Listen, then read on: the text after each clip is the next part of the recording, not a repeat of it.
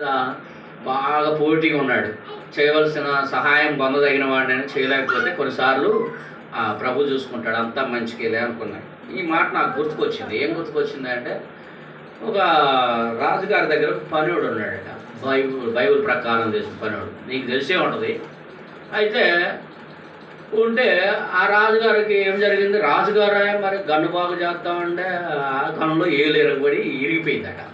ఏళ్ళు కట్టుకున్న బుల్లెట్తో తెగిపోయిందట, మొత్తం మొండేలు అయిపోయిందట. మొండేలు అయిపోగానే అరే ఏళ్ళు తెగిపోయిందిరా అంటే, మామూలుగా వేసుకుని నమ్ముకున్నాను అంతా మన మంచిగా అయ్యగారు అనే మాట అక్కడ వాడి రాజు దగ్గర. ఈవిడ కుదిరిద్దా?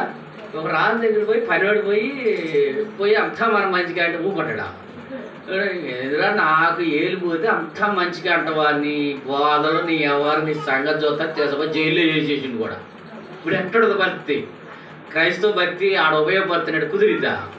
జైల్లో వేసేసిండు కూడా. జైలు వేస్తామంటే ఇప్పుడు ఏమంటావు రా అన్నాడు. మళ్ళీ ఏమంటుంది, బాధపడతాడా క్రైస్తవుడు? అంతా నా మంచిగా అయ్యగారు అన్నాడు. మళ్ళీ జైలుకి పోయేవాడు, అంతా నా మంచికంటే మా అమ్మాయిని జైలు పంపిస్తాడు, అంతా నా మంచి. ఇంటికి వచ్చిండట, బాగా చేస్తాడు, అటు చేస్తాడు, ఇటు చేస్తాడు, బాగానే ఉంది.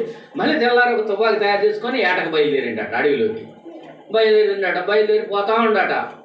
అయితే పోతా ఈ పనివాడు ఉన్నప్పుడు, అయ్యా ఇంకా లోతుకు పోతే మన సింహాలు తింటాయి, అయ్యా ఇదంటే అని చెప్పేవాడు. పాపం ఈ చెప్పేవాడు మాట వినకుండా ఏం చేసిండట, పోతనే ఉండట.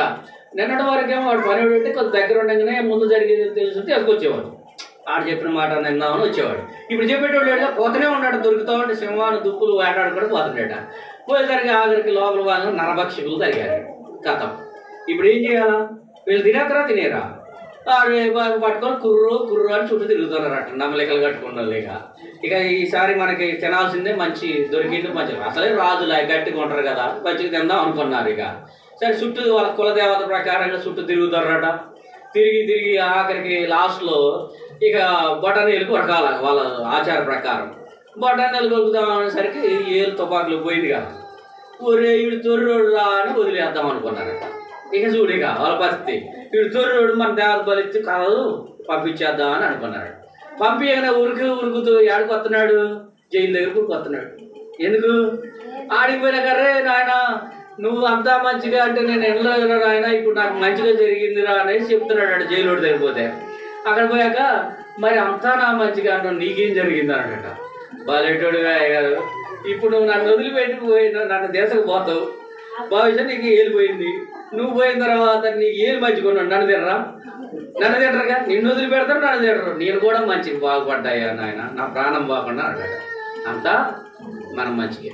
కాబట్టి ఏది జరిగినా ఒకవేళ లోటో పాటో కుటుంబంలో ఏది జరిగినా అన్నీ మంచిగా చేస్తాడు. నాకెందుకు జరిగిందంటే, ఒక ఆయన గారు నన్ను బాధ పెడితే ప్రభువా ఏంటి అని ఒకరోజు కష్టం వచ్చిందిలే, చెప్పకూడదు.